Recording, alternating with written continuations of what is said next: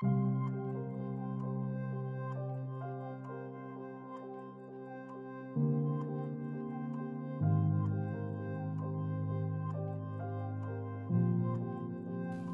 karirnya Cassian Cepas itu adalah bermula dari sebagai dia seorang asisten dari Simon Willem Kamerik. Nah, beliau itu adalah sebetulnya adalah fotografer yang ditugaskan oleh pemerintah Belanda, Hindia Belanda atau Belanda, untuk mendokumentasikan kerajaan-kerajaan, raja-raja dan situasional yang ada di Jawa. Dokumentasi itu sangat penting ya, karena dengan adanya dokumentasi kita tahu bahwa keraton itu dari era HB6 sampai era HB8 tuh udah mendirikan apa saja, termasuk bangunan-bangunan.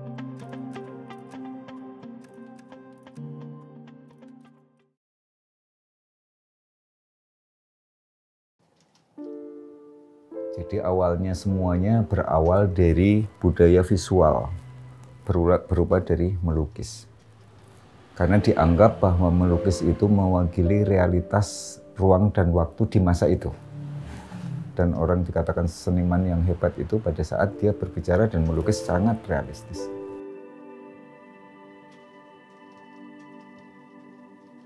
Seiring dengan itu, terus kemudian masuklah dunia fotografi di Indonesia. Nah, senyampang proses melukis itu ditemukan media-media fotografi. Yang sebenarnya media fotografi itu adalah melukis dengan cahaya. Sehingga pada waktu itu ditemukan media fotografi sangat membantu, di samping itu sebagai arsip dan menjadi informasi sekaligus komunikasi. Kalau kita berpikir dulu di keraton, itu awal-awalnya bukan fotografi dulu, tetapi adalah alat dari menggambar. Nah, kebanyakan proses menggambar itu adalah dari orang-orang luar negeri, di samping karena kebutuhan satu komunikasi, tapi juga sebagai arsip dan sebagai media untuk menjelaskan situasional di lingkungannya. Sehingga di Indonesia kayaknya gambarnya seperti ini. Awal karirnya Cassian Cepas itu adalah bermula dari sebagai dia seorang asisten dari Simon Willem Kamerik. Nah, beliau itu adalah sebetulnya adalah fotografer yang ditugaskan oleh pemerintah Belanda, Hindia Belanda atau Belanda, untuk mendokumentasikan kerajaan-kerajaan, raja-raja dan situasional yang ada di Jawa, terutama di Jogja dan sekitarnya. Dia juga memotret keseluruhan yang hubungannya dengan antropolog. Nah, seiring dengan proses perjalanannya, beliau kemudian kembali ke Belanda. Nah, disinilah Cassian Cepas sebagai asistennya. Awal karirnya mulailah dari situ, dia sebagai seorang fotografer. Dan dia dipercaya sebagai dokumenter juga. Cassian Cepas, beliau sebagai fotografer yang istilahnya dekat dengan Sri Sultan, fotografer yang dekat dengan keraton, seluruh upacara adat, seluruh kegiatan-kegiatan keraton, beliau pasti memotret. Cassian Cepas adalah seorang pribumi yang dia sebagai asisten awalnya. Dan dia juga membuka toko, bukan toko ya, studio foto profesional.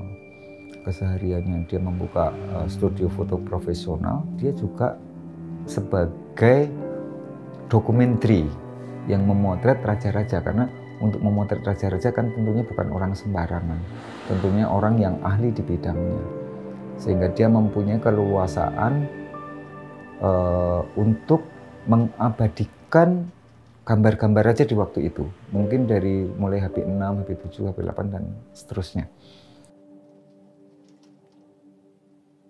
Setelah diangkat sebagai kerabat keraton gitu ya, kemudian dia mengundurkan diri sebagai seorang fotografer. Dia tentunya akan mengganti tahtanya dia, tentunya ke putranya yang dinamakan Cassian Cepas. Nah, Cassian Cepas seperti yang saya terlihat di sini ada gambarnya. Nah, ini Cassian Cepas. Kemudian dokumentasi itu diteruskan oleh Cassian Cepas. Biarpun dia akhirnya hanya sekian tahun dia mendokumentasikan, akhirnya dia juga meninggal dunia. Setelah itu kemungkinan fotografernya dilakukan oleh kerabat keraton sendiri. Nah inilah yang menarik, setelah dari pihak luar, terus kemudian dokumentasi dilakukan oleh pihak keraton sendiri.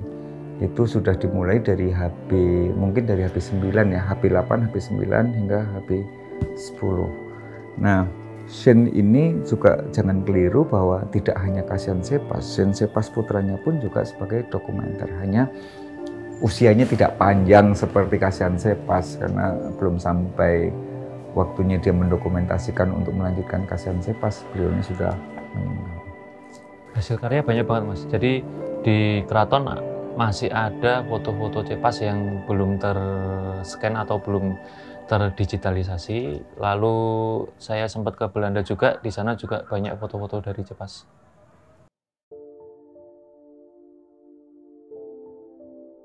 Kesadaran dari pihak keraton dan kesadaran dari kita semua, artefak itu menjadi penting.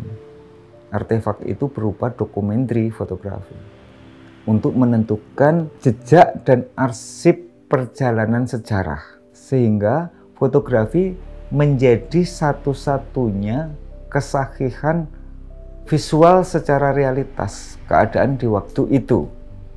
Dengan terdigitalisasi tentunya saya sangat yakin sekarang ini dengan adanya proses pendokumentasian itu menjadi sesuatu hal, menjadi media ilmu pengetahuan. Keraton sangat concern, beberapa arsip sudah terarsipkan dengan baik. Tentunya ini akan menjadi sebuah era baru, karena dengan era baru ini akan menemukan sesuatu hal yang dulu kita tidak tahu menjadi tahu. Dokumentasi itu sangat penting ya. Karena dengan adanya dokumentasi, kita tahu bahwa keraton itu dari era HP 6 sampai era HP 8 itu sudah mendirikan apa saja. Jadi bisa untuk mengidentifikasi tipologi bangunan, termasuk sengkalan-sengkalan yang ada di sana. Kalau untuk tarian, kita juga bisa melihat zaman era HP 6 sama era HP 7 bedanya di mana. Itu juga dari foto perbandingannya. Seperti contoh kasus kalau yang udah beredar di Google, foto Taman Sari zaman dulu dan zaman sekarang itu kan, dari sebuah foto pasti akan jadi sejarah.